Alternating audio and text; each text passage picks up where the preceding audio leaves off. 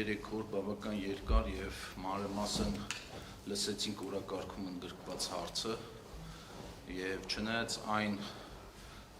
նախապես շրջանառվող լուրերի լրատվական որոշ ծառայությունների կողմից, որ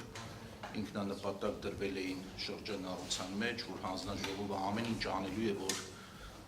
ծածկադմփոց անի, ամեն ինչ անելու է, որ արագ լինի, ամեն ինչ անելու է, որ թափանցիկ չլինի, ամեն ինչ անելու է, որ դահլիճում տեղ չլինի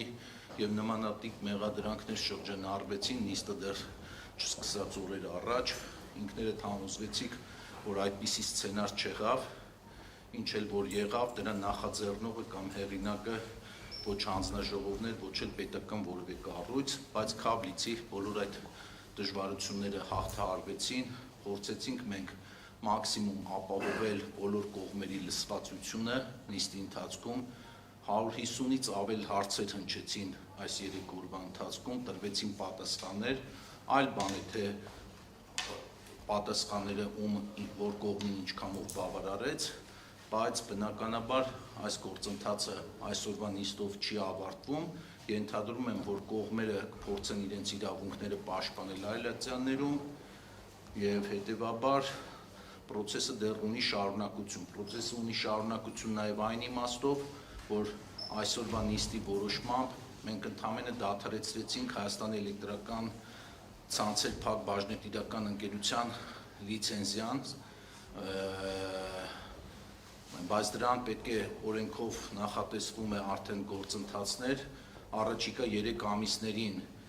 պետությունը սեփականատիրոջ հետ կսկսի կամ Հայաստանի փակ բաժնետիրական ընկերության տնօրենների խորհրդի հետ կսկսի բանակցել գույքի սեփականության իրավունքի փոխանցման վերաբերյալ